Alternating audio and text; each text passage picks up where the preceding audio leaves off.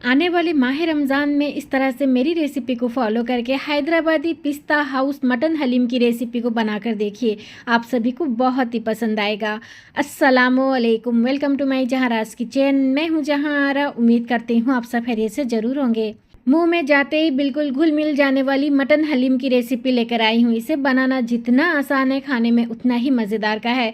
तो चलिए इस मज़ेदार की मटन हलीम की रेसिपी को बनाना स्टार्ट करते हैं।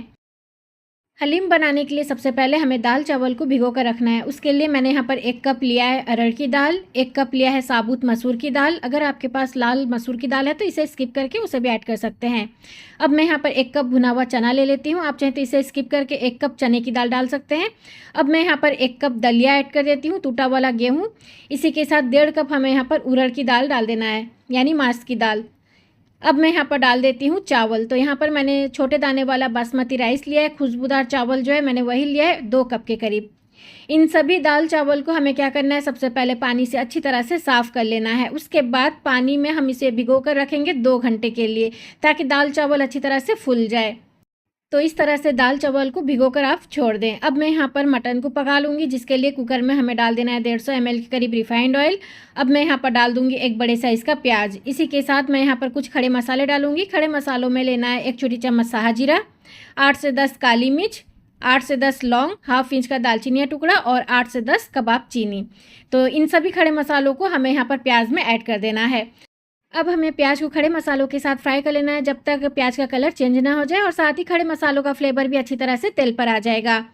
तो यहाँ पर आप देख सकते हैं प्याज का कलर चेंज हो चुका है। अब हमें क्या करना है, यहाँ पर मैं मटन ऐड कर दूँगी।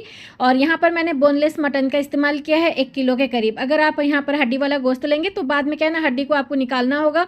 और इसके अगर आप इस तरह से बोनलेस मटन लेते हैं तो आपको क्या है ना, ज़्यादा दिक्कत भी नहीं होगी हलीम बनाने में। अब मैं यहाँ पर डाल देती हूँ 4 से 5 चम्मच अदरक लहसुन का पेस्ट। अदरक लहसुन के पेस्ट को मटन के साथ अच्छी तरह से भुनेंगे, ताकि अदरक लहसुन का कच्चापन चला जाए और साथ ही मटन की भी अच्छी तरह से भुनाई हो जाए। तो यहाँ पर मटन की अच्छी तरह से भुनाई हो चुकी है। अब मैं यहाँ पर पाउडर मसाले डाल देती हूँ। 2 चम्मच धनिया पाउडर, 2 चम्मच जीरा पाउडर, 2 चम्मच लाल मिर्च पाउडर, 1 छोटी चम्मच लेना है हल्दी पाउडर और 1.5 चम्मच नमक, 1 चम्मच लेना है गर्म मसाला पाउडर। इन सभी को हमें यहाँ पर डाल देना है। पाउडर मसालों को हम अच्छी तरह से मटन में मिलाएंगे, भुनेंगे अच्छी तरह से स्टोव के मीडियम लो फ्लेम पर। इसी दरमियान मैं यहाँ पर डाल देती हूँ 1 चम्मच कश्मीरी लाल मिर्च पाउडर। इससे क्या ना, कलर अच्छा आएगा, रोगन का तेल का कलर अच्छा आता है। तो आप चाहें तो डालिए या फिर इसे स्किप भी कर सकते हैं। तो चलिए इसी तरह से हमें इसे भुनना है। अब मैं यहाँ पर डाल देती हूँ फ्लेवर के लिए हमें यहाँ पर डालना है 1 कप पुदीने के पत्ते और 1 कप हमें लेना है हरा धनिया। दोनों को अच्छी तरह से पानी से साफ़ करके यहाँ पर ऐड कर दें। तो इन सभी को अच्छी तरह से मिलाएंगे। साथ ही अब मैं यहाँ पर पानी भी ऐड कर देती हूँ। 1.5 गिलास के करीब हम यहाँ पर पानी ऐड करेंगे और मटन को अच्छी तरह से गलाएंगे, क्योंकि हम मटन का रेसा बनाएंगे। तो अच्छी तरह से हम उसे मैश करेंगे। तो जब मटन अच्छी तरह से गल जाएगा तो मैश करने में ज़्यादा टाइम भी नहीं लगेगा। 3 से 4 व्हिसिल हाई फ्लेम पर लगा लें। उसके बाद आपको फ्लेम लो कर लेना है आधे घंटे के लिए। इसी दरमियान मैं यहाँ पर चावल को पका लेती हूँ। तो यहाँ पर जो है ना, चावल को मैंने दाल चावल को 2 घंटे के लिए भिगो कर रखा हुआ था, बड़े से कुकर में डाल दिया है। 15 से 20 हमें लेना है बादाम, 1 छोटी चम्मच हल्दी पाउडर, 1 छोटी चम्मच लाल मिर्च पाउडर, 1.5 चम्मच हमें लेना है नमक। अब मैं यहाँ पर डाल देती हूँ 6 हरी मिर्च, साबुत हरी मिर्च यहाँ पर ऐड कर दें और 1 लीटर पानी ऐड कर दें। इस तरह से दाल चावल को ऊपर तक आपको पानी रखना है, थोड़ा सा ऊपर रखना है, यानी 1 लीटर पानी डाल दें। अब हमें इसे भी पका लेना है। स्टोव के हाई फ्लेम पर 1 व्हिसिल आने दें, उसके बाद फ्लेम लो कर लें 10 मिनट के लिए। तो यहाँ पर जो है ना, मटन अच्छी तरह से गल चुका है। आप देख सकते हैं प्रेशर खुद ब खुद रिलीज़ होने के बाद मैंने यहाँ पर इसका लीड हटाया है। अब हमें यहाँ पर क्या करना है, जो रोगन ऊपर तेल दिख रहा है हमें सबसे पहले उसे निकाल लेना है। उसके बाद हम मटन को मैश करेंगे। इस रोगन का हम बाद में इस्तेमाल करेंगे जब हम हलीम को सर्व करेंगे। तो यहाँ पर आप देखिए गोश्त अच्छी तरह से गल चुका है। इस तरह से गलना चाहिए, बिल्कुल छूते ही टूट जाए। अब मैं यहाँ पर ले ली हूँ दाल घोटनी। उसके बाद हम इस तरह से इसे घोट लेंगे, यानी बिल्कुल मैश कर लेंगे, ताकि हमारा मटन बिल्कुल रेसेदार बन जाए। कहीं कहीं पर क्या करते हैं, इसे ठंडा होने के बाद ग्राइंड कर लेते हैं, यानी पीस लेते हैं, लेकिन मैं पीसूंगी नहीं। इस तरह से मैं रेसा कर लूँगी बिल्कुल। ऐसे में क्या ना, हलीम खाने में अच्छा लगता है। तो यहाँ पर देखिए मैंने इस तरह से रेसेदार बना लिया है मटन को। अब मैं इसे साइड कर लेती हूँ। तो चलिए हम दाल चावल को चेक कर लेते हैं। प्रेशर खुद ब खुद रिलीज़ होने के बाद ही इसका लीड हटाएं। और यहाँ पर देखिए हमारा दाल चावल अच्छी तरह से पक चुका है। आप देख सकते हैं बिल्कुल भी नीचे जो है ना, जला भी नहीं है, परफेक्ट पका हुआ है। अब हमें क्या करना है, इसे पूरी तरह से ठंडा होने के लिए छोड़ना है। उसके बाद इसका हम बिल्कुल फाइन पेस्ट कर लेंगे।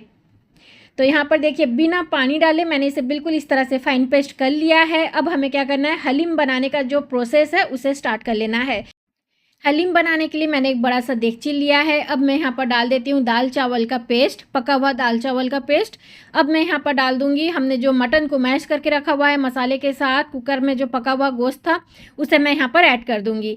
इसी के साथ हमें यहाँ पर डाल देना है एक बड़े साइज़ का प्याज जिसे मैंने तल कर इस तरह से रखा हुआ है, उसे मैं यहाँ पर डाल दूँगी। और साथ ही 1 चम्मच जीरा भुना हुआ पाउडर, और साथ ही 1 चम्मच काली मिर्च पाउडर, इसी के साथ आधी चम्मच गरम मसाला पाउडर। अब मैं यहाँ पर डाल देती हूँ 250 ml के करीब दूध को उबाल लिया है मैंने। अब मैं यहाँ पर डाल दूँगी। सभी चीज़ों को हम अच्छी तरह से मिक्स करेंगे। इस तरह से दाल घोटनी ले लें और इस तरह से आपको मिक्स करना है। बिल्कुल जो है ना अच्छी तरह से हमें इसे मैश करते हुए मिक्स कर लेना है। उसके बाद हम इस बर्तन को स्टोव के ऊपर रखेंगे। सबसे पहले आपको इस तरह से मिक्स कर लेना है, यानी घोट लेना है अच्छी तरह से। तो यहाँ पर देखिए मैंने अच्छी तरह से इसे मिक्स कर लिया है। अब मैं इसे रख देती हूँ, यानी इस बर्तन को रख लूँगी स्टोव के ऊपर, और स्टोव के लो फ्लेम पर हम इसे तकरीबन इसी तरह से मैश करते हुए यानी मिक्स करते हुए 15 से 20 मिनट के लिए पकाएंगे। इस प्रोसेस को आपको बिल्कुल भी स्किप नहीं करना है, हाथ दुखे जो भी हो जाए, लेकिन आपको इस तरह से मिलाते हुए यानी मिक्स करते हुए पकाना है। अब मैं यहाँ पर 100 ml देसी घी डाल दी हूँ और अच्छी तरह से इसे भी मिक्स कर लूँगी। इस प्रोसेस से क्या ना आपका हलीम बिल्कुल बहुत ही क्रीमी टेक्सचर बन जाएगा, मुंह में जाते ही घुल जाएगा और बिल्कुल पिस्ता हाउस वाला टेस्ट आएगा। अब मैं यहाँ पर डाल देती हूँ 1/2 कप रोज़ पेटल। अगर आपके पास इस तरह से सूखा गुलाब का पत्ता नहीं है, आप क्या करें यहाँ पर 2 चम्मच रोज़ वाटर भी डाल सकते हैं, इससे फ्लेवर अच्छा आता है। तो चलिए इन सभी को हम अच्छी तरह से पहले मिक्स करते हुए इसी तरह से पकाएंगे 15 मिनट के लिए।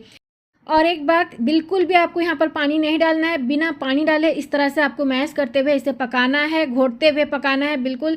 और उसके बाद जो है ना आपका हलीम जब बनकर तैयार होगा ना, देखिएगा कितना मज़ेदार का बिल्कुल रेशेदार इस तरह से क्रीमी टेक्सचर वाला आपका हलीम बनकर तैयार होगा। मुँह में जाते ही बिल्कुल घुल मिल जाने वाला हलीम बनकर तैयार होता है। तो लीजिए फ्रेंड्स, माशाल्लाह से हमारा मटन हलीम बिल्कुल बनकर तैयार है, रेशेदार और इस तरह से पिस्ता हाउस जैसा हलीम आप घर पर भी बनाकर तैयार कर सकते हैं। तो चलिए हम इसे सर्व कर लेते हैं। इसे सर्व करने का भी तरीका मैं आप लोगों को दिखा देती हूँ। पहले मैं इस तरह से प्लेट पर मैंने निकाली हूँ, आप चाहें तो कटोरी या फिर किसी भी आपको जिस पर सर्व करना है सर्विंग बोल पर आप इसे सर्व कर सकते हैं। यहाँ पर मैं इसका टेक्स्चर दिखाने के लिए आप लोगों को इस तरह से प्लेट पर निकाल कर दिखा रही हूँ। बिल्कुल आप देख सकते हैं किस तरह से, जिस तरह से पिस्ता हाउस वाला हलीम रहता है बिल्कुल वही टेक्सचर वाला आपका हलीम घर पर बनकर तैयार हुआ है। तो यहाँ पर सबसे पहले थोड़ा सा तला हुआ प्याज, पुदीना, हरा धनिया और तला हुआ काजू मैं यहाँ पर रखी हुई थी, पहले ही मैंने उसे फ्राई कर लिया था। और साथ ही हमने जो रोगन निकाला हुआ था उसे मैं इस तरह से ऊपर डाल दूंगी। अब मैं यहाँ पर कटा हुआ नींबू रख लेती हूँ। तो इस तरह से आपको हलीम को सर्व करना है। जिन्हें नींबू डालकर खाना होगा वो नींबू ऊपर से डालकर खाएंगे, बहुत ही मज़ेदार का लगता है। इस तरह से आपका रेशेदार हलीम बनकर तैयार होगा, बिल्कुल मुँह में जाते ही घुल जाने वाला हलीम है। और इस रेसिपी को अगर आपने कभी नहीं ट्राई किया तो ज़रूर मेरी रेसिपी को फॉलो करके बनाइए। परफेक्ट मेज़रमेंट के साथ बनाकर तैयार की हूँ और इस तरह से मज़ेदार का हलीम बनकर तैयार होगा। इस रेसिपी को आप अभी से सेव कर लें, कहीं आपसे मिस ना हो जाए। आने वाले माह रमज़ान में ज़रूर इस रेसिपी को फॉलो करके बनाइए, बहुत ही मज़ेदार का मटन हलीम बनकर तैयार होता है। मैं इस चैनल पर बहुत सारी मटन हलीम की रेसिपी शेयर की हूँ, अगर आपने नहीं देखा है ज़रूर जाकर देखिए। मटन हलीम बाय जहराज किचन अगर यूट्यूब पर आप सर्च करेंगी आपको रेसिपी मिल जाएगी। तो फ्रेंड्स, अगर आज की मटन हलीम की रेसिपी आप लोगों को पसंद आई है, आप लोगों के लिए हेल्पफुल लगी है, तो प्लीज़ इस वीडियो को लाइक, शेयर और मेरे चैनल को सब्सक्राइब ज़रूर करते हुए जाइएगा। तो चलिए मिलते हैं एक नई रेसिपी के साथ। अपना ख्याल रखें और मुझे दुआओं में याद ज़रूर रखें। अल्लाह हाफिज़।